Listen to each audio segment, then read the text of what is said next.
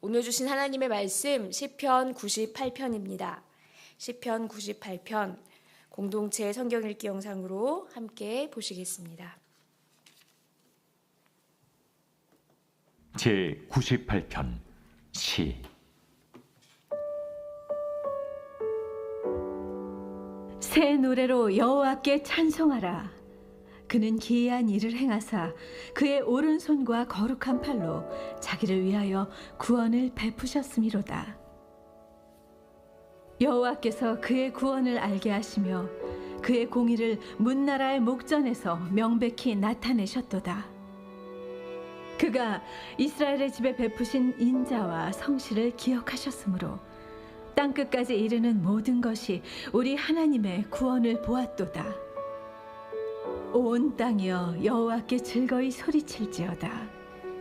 소리내어 즐겁게 노래하며 찬송할지어다. 수금으로 여호와를 노래하라. 수금과 음성으로 노래할지어다. 나팔과 호각 소리로 왕이신 여호와 앞에 즐겁게 소리칠지어다. 바다와 거기 충만한 것과 세계와 그 중에 거주하는 자는 다 외칠지어다. 여호와 앞에서 큰 물은 박수할지어다. 산악이 함께 즐겁게 노래할지어다. 그가 땅을 심판하러 임하실 것이미로다. 그가 의로 세계를 판단하시며 공평으로 그의 백성을 심판하시리로다. 아멘. 오늘 읽으신 시편 98편은 하나님의 다스리심을 찬양하는 신정시입니다. 우리가 요즘 계속해서 신정시를 살펴보고 있습니다. 시편 95편부터 100편까지 모두 신정시입니다. 그런데 특별히 새 노래로 하나님을 찬양하라 라는 말로 시작한다는 점에서 이틀 전에 묵상했던 96편과 아주 비슷합니다. 시편 96편에서는요, 하나님을 찬양할 이유를 주제별로 함께 살펴보았었는데, 오늘 말씀에서는 시간대별로 하나님을 찬양할 이유, 그리고 우리가 어떻게 하나님을 찬양해야 하는지, 찬양의 태도에 대해서 함께 살펴보며 우리에게 주시는 은혜를 나누고자 합니다.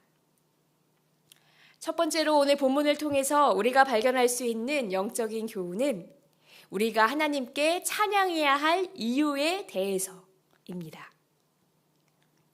우리는 하나님께 감사 찬양을 드릴 수 있는데, 먼저는 과거에 내게 베풀어 주셨던 일로 인하여 찬양할 수 있고, 두 번째로는 앞으로 이루어 주실 일들로 인하여 감사 찬양을 먼저 드릴 수 있습니다. 우리 1절과 2절 말씀에 이 부분이 나와 있는데요. 우리 1절과 2절 함께 읽으시면 감사하겠습니다. 새 노래로 여호와께 찬송하라. 그는 기이한 일을 행하사 그의 오른손과 거룩한 팔로 자기를 위하여 구원을 베푸셨음이로다. 여호와께서 그의 구원을 알게 하시며 그의 공의를 문나라의 목전에서 명백히 나타내셨도다. 아멘.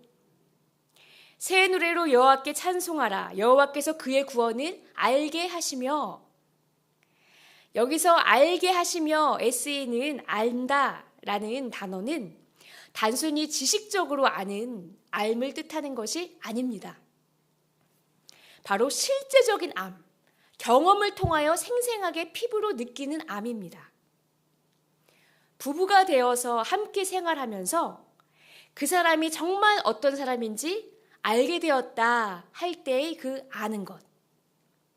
또 전쟁에 실제로 참전하여서 피가 튀기며 칼이 번뜩이며 옆에 있던 전우가 죽어가는 것을 경험하면서 전쟁의 참상을 실제로 알게 되는 것처럼, 여기서 안다는 것은 나를 구원하시는 하나님의 능력과 사랑을 실제적이고 체험적으로 생생하게 알게 하셨다라는 뜻입니다.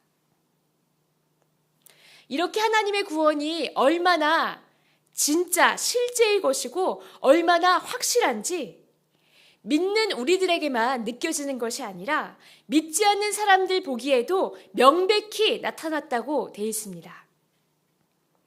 2절 후반부 말씀을 보시면 그의 공의를 문나라의 목전에서 명백히 나타내셨도다. 우리에게만 그 구원이 보이는 것이 아니라 모든 나라가, 믿지 않는 모든 나라들까지 눈앞에서 보고 인정하지 않을 수 없을 정도로 확실하게 구원하십니다. 그래서 우리는 기뻐 찬양하는 것입니다. 우리는 이렇게 이미 확실하게 베풀어 주신 구원으로 인해 찬양할 수 있습니다. 그런데 이뿐만이 아니라 우리의 찬양은 아직 일어나지 않은 일들, 그러나 앞으로 베풀어 주실 것이 확실한 구원을 생각하며 또 먼저 찬양할 수 있습니다. 우리 이 부분 9절 말씀에 나오는데요. 제가 새번역 성경으로 읽어보겠습니다. 주님께서 오신다. 그가 땅을 심판하러 오시니 주님 앞에 환호성을 올려라. 그가 정의로 세상을 심판하시며 뭇 백성을 공정하게 다스리실 것이다. 그가 땅을 심판하러 오시니 환호성을 올려라. 그가 정의로 심판하시며 공정하게 다스리실 것이다. 아직 일어난 일이 아닙니다. 정확히 그때가 언제인지 아는 것도 아닙니다. 그러나 앞으로 일어날 일이지만 그렇게 이루실 것이 확실하기 때문에 지금 환호성을 올려드릴 수 있습니다. 하나님은 하신 약속의 말씀을 반드시 지키시는 분이십니다. 하나님의 통치, 하나님의 구원은 이루어질 수도 있고 이루어지지 않을 수도 있는 것이 아니라 반드시 이루어 주실 것이기에 기다리다가 의심하는 것이 아니라 지금 믿고 찬양하자는 것입니다. 지금 믿고 환호성을 올리자. 이처럼 찬양의 동기는 과거의 일에만 국한되지 않습니다. 찬양 드릴 만한 일이 지금 있어야지만 찬양할 수 있는 것이 아니라 아직 눈에 보이지 않지만 하나님께서 우리 삶 가운데 친히 개입하셔서 다스리시고 인도해 주실 것을 확실히 믿으면서 먼저 환호성을 올려 찬양할 수 있는 줄 믿습니다. 그것이 바로 우리 믿는 자들의 찬양이고 현실로 이루어질 찬양입니다. 선치적인 신앙으로 미리 앞당겨 찬양하며 하나님을 더욱 기쁘시게 해드리는 저와 여러분 되시기를 간절히 기도합니다. 지금까지 우리가 찬양의 이유에 대해서 살펴보았습니다. 이미 이루어 주실 일들로 인하여 찬양, 그리고 앞으로 이루어 주실 일들을 믿으며 찬양할 수 있습니다. 그렇다면 이제는 오늘 말씀을 통하여 알 수 있는 찬양의 태도에 대해서 함께 살펴보고자 합니다. 바로 하나님이 보시기에 특별히 좋아하시는 찬양의 방법, 찬양의 태도는 무엇일까 하는 것입니다. 본문 5절과 6절 말씀에 보시면 찬양할 때 사용하는 여러 악기들이 나오고 있습니다. 5절, 수금으로 여호와를 노래하라. 수금과 음성으로 노래할지어다. 수금이라는 악기가 2번이나 나오고 있는데요. 바로 오늘날의 하프와 비슷한 줄이 10개 달려있는 현악기를 뜻합니다. 또 6절 말씀에도 2가지 악기가 나옵니다. 나팔과 호각 소리로 왕이신 여호와 앞에 즐겁게 소리칠지어다. 나팔과 호각, 둘 다 힘껏 불어서 소리를 내는 악기입니다. 그런데 재료가 다릅니다. 나팔은 금속으로 만들어진 트럼펫 같은 악기를 말하고요. 또 호각은 염소나 양 같은 동물의 뿔로 만든 악기로서 힘껏 불면 높고 맑은 소리가 납니다. 이렇게 악기의 이름을 구체적으로 언급하고 있는 것은 너희가 다룰 수 있는 악기들을 총동원하여서 풍성하고 아름답게 찬양해라 라는 말입니다. 그런데 사실 이 명령은 이 악기를 다룰 수 있는 사람들만 따를 수가 있습니다.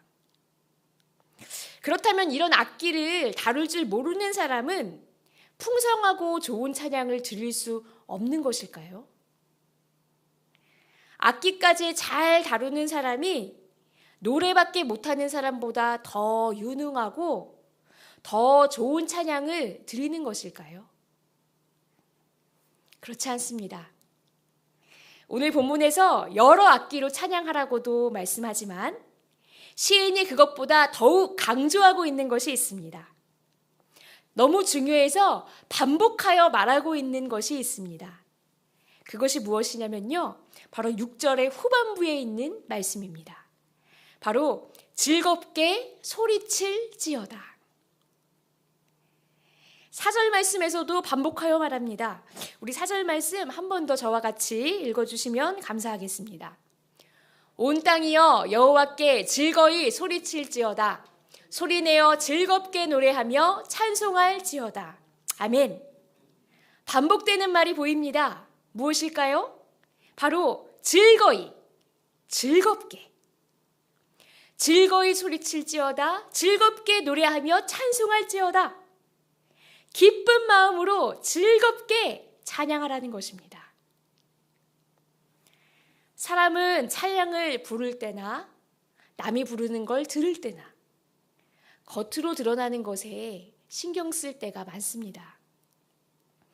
노래를 잘하네, 못하네. 음정이 맞았네, 틀렸네. 박자가 좀 늦어졌다. 얼마나 쉽게 그리고 끊임없이 판단하기가 쉬운지 모릅니다. 그런데 하나님은 다르십니다. 찬양을 들으실 때 하나님께서 가장 집중하시는 것은 내가 정말 기쁨으로 즐겁게 찬양하고 있는지입니다.